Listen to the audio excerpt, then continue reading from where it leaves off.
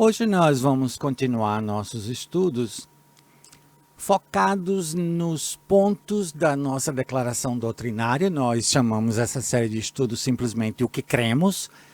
E como você que tem acompanhado nossas aulas, nossos estudos sabem, o que nós estamos fazendo é detalhando um pouquinho mais esses elementos que são básicos na nossa declaração doutrinária como igreja. E hoje nós vamos falar sobre um assunto extremamente importante, mas que você talvez vai perceber que nossa abordagem ou nossa interpretação das escrituras sobre esse determinado assunto difere daquilo que é tradicionalmente aceito ou afirmado por outras denominações ou outras igrejas cristãs. E eu estou me referindo ao que nós cremos ou o que cremos sobre a igreja. O que cremos sobre a igreja. Isso é o que a nossa declaração doutrinária afirma sobre a igreja. E eu gostaria de deixar bastante claro aqui que quando nossa declaração doutrinária, quando nós falamos sobre igreja nesse estudo hoje, essencialmente, primariamente, nós estamos falando sobre a igreja chamada Igreja Universal, a igreja que é composta por todos os membros do corpo de Cristo, todos os salvos e salvas em Cristo Jesus espalhados pelo mundo, a maioria que não conhece uns aos outros, nós somos diferentes em estilo, falamos línguas diferentes, vivemos sob culturas diferentes, mas em Cristo Jesus nós nos tornamos um. Essa é a igreja chamada de o corpo de Cristo, porque ela é semelhante à operação do corpo humano. Jesus é a cabeça da igreja e cada um de nós compõe os diversos membros e órgãos fundamentais essenciais de um corpo. Então, isso é o que a nossa declaração afirma sobre a igreja. Na presente dispensação, existe apenas uma igreja verdadeira. E essa igreja não tem sede, ela não tem presidente, ela não tem bispo, ela não tem apóstolo, ela não tem nenhum ser humano vivendo hoje pode reivindicar autoridade sobre essa igreja. Essa igreja verdadeira é a única, é chamada o corpo de Cristo, ela é composta de todos os salvos e aqui, até aí, você não vai encontrar muita diferença entre o que nós cremos e o que a maioria das denominações evangélicas creem. O segundo parágrafo, a segunda ideia, o segundo conceito, então, diverge um pouco, ou bastante. Na presente dispensação, eu vou repetir, existe apenas uma igreja verdadeira chamada de corpo de Cristo, que é composta de todos os salvos. Essa igreja verdadeira e única, que é o corpo de Cristo, teve seu início histórico com o apóstolo Paulo, antes de ter ele escrito a sua primeira epístola. Em outras palavras, o que a nossa declaração doutrinária está afirmando é que, ao contrário do que você normalmente ouve, a igreja que é o corpo de Cristo, que é a única igreja verdadeira na presente dispensação, teve seu início histórico com o apóstolo Paulo após a sua conversão e provavelmente antes dele escrever até a sua primeira epístola. Entenda bem essa qualificação. Na presente dispensação existe apenas uma igreja verdadeira. Porque o termo igreja, grego eclesia, se aplica a outras expressões do povo de Deus espalhado pela história da redenção, pela história bíblica. E então, nas escrituras não há apenas uma igreja, mas na presente dispensação, na presente era da graça de Deus, Deus está operando em e através de um único organismo vivo, formado por todos os salvos, o corpo de Cristo, a igreja. E essa igreja teve o seu início histórico após a conversão do apóstolo Paulo.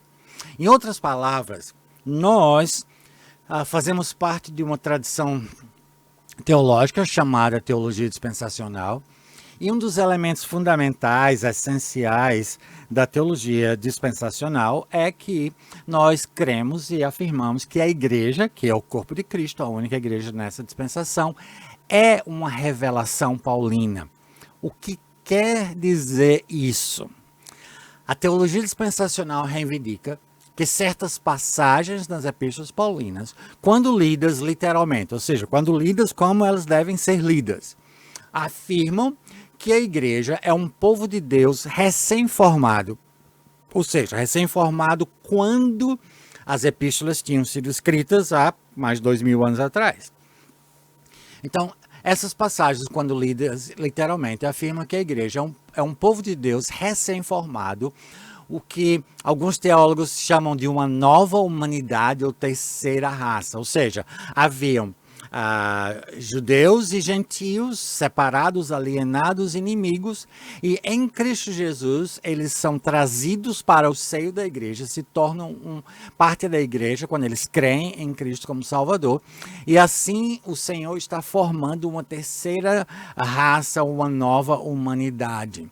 Em Efésios 2, a igreja é descrita como um novo homem formado dos dois anteriores, judeus e gentios. E em Efésios 3, a igreja é descrita como um mistério, algo guardado em Deus, que só agora foi revelado.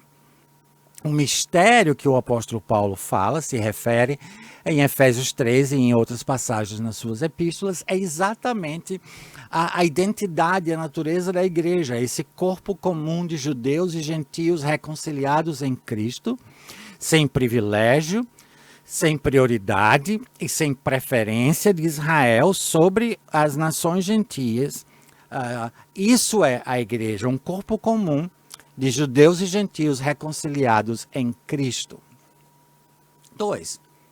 Sendo a igreja um recém-formado corpo de judeus e gentios convertidos e em total igualdade, ela, a igreja, está inseparavelmente conectada, ligada à missão aos gentios, encabeçada por Paulo sob direta comissão de Cristo. O que nós queremos dizer com isso? A igreja, sendo um corpo recém-formado de judeus e gentios convertidos, não pode ter começado antes de o apóstolo Paulo entrar em cena, porque é com o apóstolo Paulo entrando em cena e recebendo revelações diretas do Senhor Jesus Cristo que a realidade da igualdade total entre judeus e gentios convertidos é revelada. Que até a entrada do apóstolo Paulo no programa de Deus, no plano de Deus, sempre a nação de Israel, como a nação escolhida de Deus, tinha prioridade. Número 3. A missão aos gentios, que foi afirmada anteriormente, encabeçada pelo apóstolo Paulo, foi ocasionada pela persistente incredulidade de judeus. E essa missão, ela opera independentemente de Israel e da lei mosaica. Ou seja, a igreja não é a continuidade do Israel do passado, nem tampouco o reino messiânico futuro. A igreja não é Israel. Israel e a igreja têm identidades únicas, singulares e separadas. Deus tem um projeto e um plano para Israel que foi revelado há centenas de anos atrás, milhares de anos atrás. Esse plano foi interrompido devido à incredulidade dos judeus, que rejeitaram a oferta do Espírito Santo a partir de Atos capítulo 2. E Deus, então, hoje trabalha e opera através da igreja, um corpo comum de judeus e gentios reconciliados, na qual o reino messiânico não é o fim, não é o objetivo, e a lei de Israel não tem nenhuma participação, não tem nenhum envolvimento. Então é isso que nós queremos dizer quando nós dizemos que a igreja é uma revelação paulina. Nós estamos tentando identificar a origem da igreja conectada com o apóstolo Paulo. Veja bem, o dispensacionalismo clássico, eu vou explicar o que é isso. O dispensacionalismo clássico insiste em posicionar a origem, o início da igreja em Pentecostes, no capítulo 2 do livro de Atos, mesmo mantendo que a igreja é uma revelação paulina. Ou seja, esses irmãos que são dispensacionalistas, ou seja, que entendem que o plano de Deus foi revelado através de uma série de dispensações, eles aceitam que a igreja é uma revelação paulina, mas ao mesmo tempo reivindicam que a igreja começou em Atos 2, antes da conversão do apóstolo Paulo.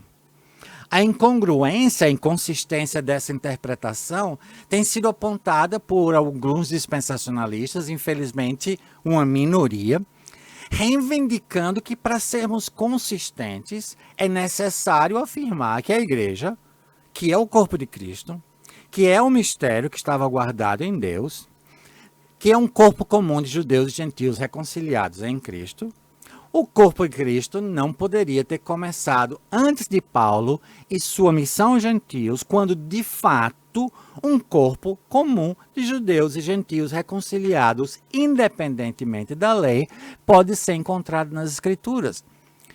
E se você estudar as epístolas paulinas em harmonia ou paralelamente ao livro de Atos, você vai perceber, vai entender que as dificuldades, as perseguições, a oposição que o apóstolo Paulo sofreu, que finalmente o levaram a ser morto pelos romanos, que o que provocava toda essa reação contra ele era o fato de ele pregar essa novidade de que agora não havia preferência mais dos judeus sobre os gentios. E elementos comuns à vida de Israel já não eram mais necessários na vida da igreja, como, por exemplo, a circuncisão. Então, nosso conceito de dispensacionalismo é simples. Se o apóstolo Paulo é a pessoa a quem a igreja foi revelada, o corpo de Cristo, só poderia ter começado quando o ministério do apóstolo Paulo, de fato e de verdade, começou. Se você analisar o livro de Atos, os primeiros capítulos do livro de Atos, você vai ter que concordar que de Pentecostes até o aparecimento de Paulo, os 12 apóstolos, os 12 discípulos do Senhor Jesus, continuaram a focalizar sua atenção em Israel, de acordo com a comissão que haviam recebido do Senhor ressurreto. Se você ler cuidadosamente a comissão que foi dada ao Senhor Jesus para os seus discípulos ou aos seus discípulos, após a sua ressurreição e antes da sua ascensão, você vai perceber que há uma ordem importantíssima de prioridade em que eles deveriam primeiro ir aos judeus, e seria o arrependimento nacional de Israel que desencadearia as condições para que o evangelho saísse de Jerusalém para a Judéia, Samaria e assim até os confins da terra, mas o foco inicial era para com a nação de Israel. Essa ênfase de focalizar primeiro em Israel só muda quando a missão aos gentios sob a liderança de Paulo começa a ser executada. E nós vemos que apesar do apóstolo Paulo, em todas as cidades praticamente onde chegava, que possuía uma sinagoga e primeiro aos judeus, a sua missão foi para os gentios. Ele é o apóstolo dos gentios. Sob o ministério apostólico de Paulo, a salvação dos gentios ocorre independentemente de qualquer primazia étnica de Israel. Ou seja, a salvação dos gentios não mais dependia de Israel, ou da conversão escatológica de Israel. Enquanto os gentios convertidos estavam livres da lei, o apóstolo Paulo foi extremamente rígido em proteger os gentios convertidos de ter que obedecer à lei mosaica. Os judeus cristãos da Judéia e até fora da Judéia continuavam a observar a lei com todo rigor. Em Atos 21:20 nós ainda encontramos os judeus cristãos fielmente obedecendo à lei mosaica. A verdade é que uma análise cuidadosa e honesta de Atos 2 demonstrará que não há qualquer evidência que um corpo comum de judeus e gentios foi formado em Pentecostes. O que aconteceu de fato no dia de Pentecostes? No dia de Pentecostes, em primeiro lugar, já havia uma igreja. Já havia uma, palavra grega, eclesia. Como eu disse, De acordo com a nossa declaração doutrinária, há apenas uma igreja para essa dispensação ou durante essa dispensação, mas há várias eclesias ou igrejas ou expressões do povo de Deus através da história bíblica. E em Pentecostes, em Atos capítulo 2, versículo 41, afirma categoricamente que já havia uma igreja, que as pessoas que se converteram como resultado da pregação petrina, da pregação do apóstolo Pedro em Atos, foram acrescidos à eclesia ou à igreja que já se reunia em Jerusalém. Agora, isso aqui é mais importante. Quando o apóstolo Pedro é confrontado sobre o que estava acontecendo, com todas aquelas manifestações extraordinárias que ocorreram naquele dia de Pentecostes, ele se refere aos eventos, por exemplo, os discípulos começaram a falar em línguas de judeus espalhados pelo mundo, que falavam de idiomas diferentes, e eles, sem nunca terem estudado e aprendido, falavam esse idioma. Pedro refere-se aos eventos como os últimos dias de Israel. Ele equaciona, ele relaciona o que está acontecendo com o que foi predito pelo profeta Joel. Então, Pentecostes e a missão dos 12 tinham como objetivo a conversão escatológica de Israel, como predito pelos profetas. Pelo contrário, Paulo afirma que a igreja era um mistério guardado em Deus. Essa igreja que está em operação em Atos capítulo 2, é uma igreja profética.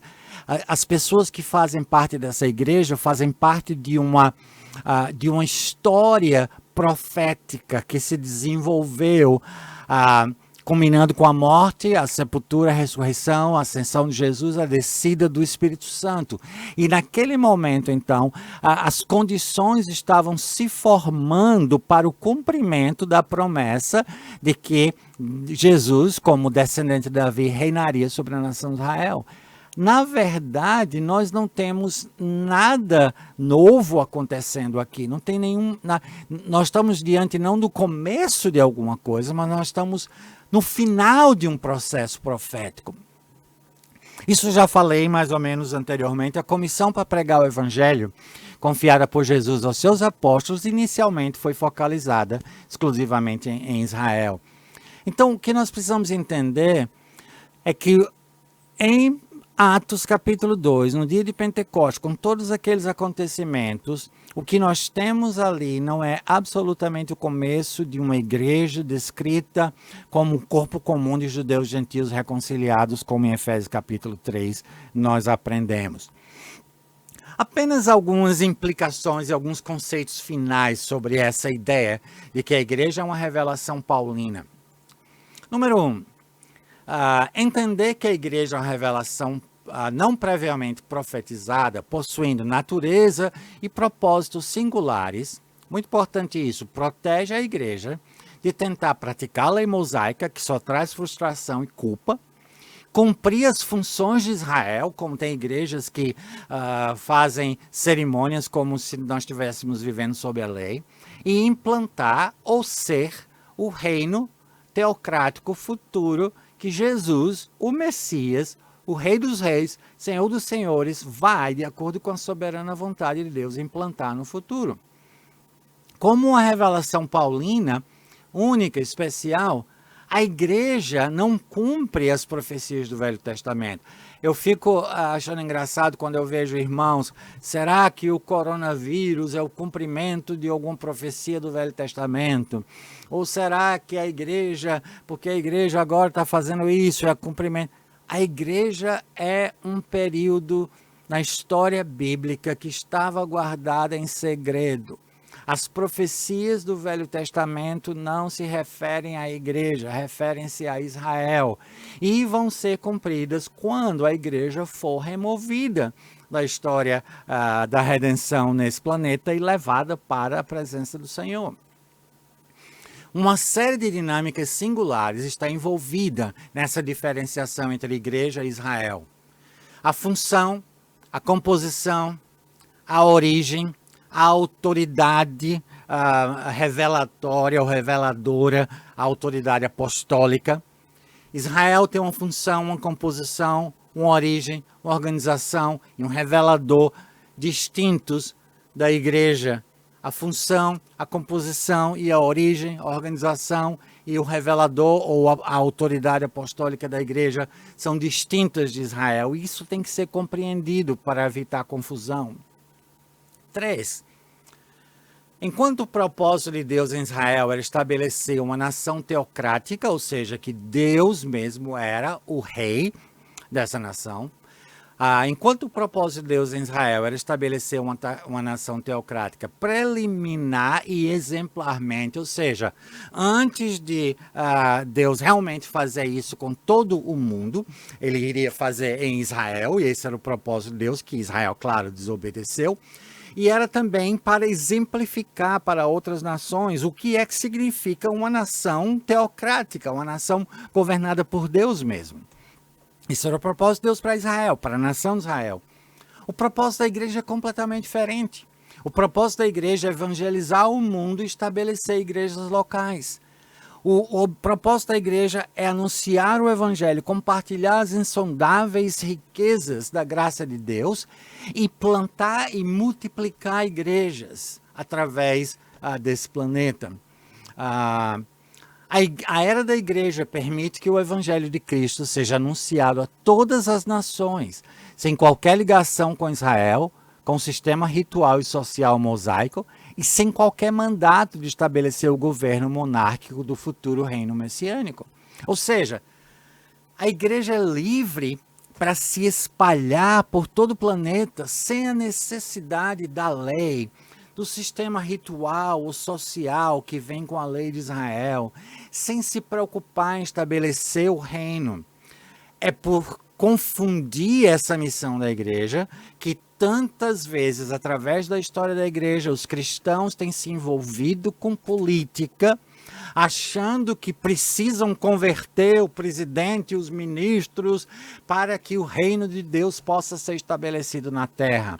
O reino de Deus vai ser estabelecido pela direta ação de Jesus retornando não mais como a ovelha, o Cordeiro de Deus, mas como leão da tribo de Judá, o Rei dos Reis, Senhor dos Senhores, e com poder e com glória ele vai depor todas as autoridades humanas e estabelecer o seu reino com poder e autoridade que só ele tem, a igreja não tem.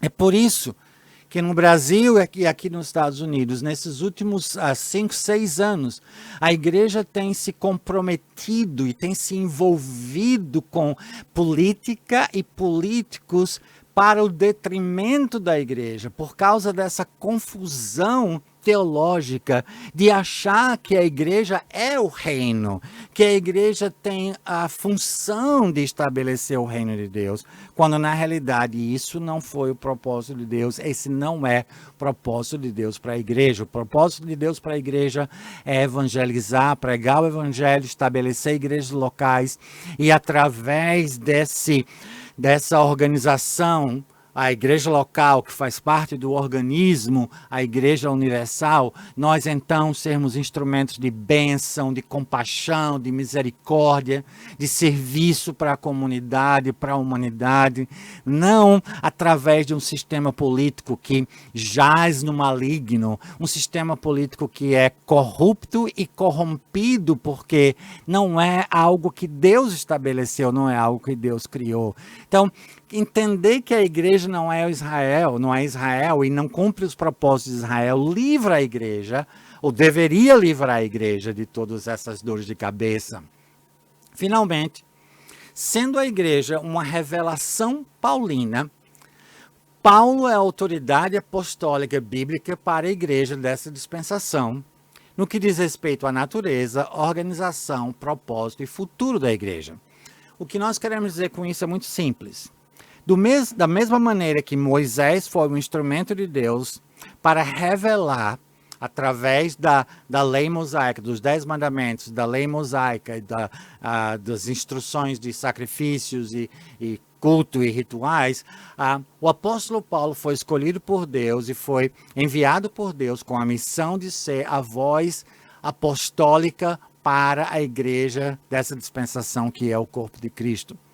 Então, se nós queremos entender a origem, a natureza, a organização, o propósito e o futuro da igreja, nós temos que começar com as epístolas paulinas, porque foi a ele, o apóstolo Paulo, que Deus revelou a essas realidades.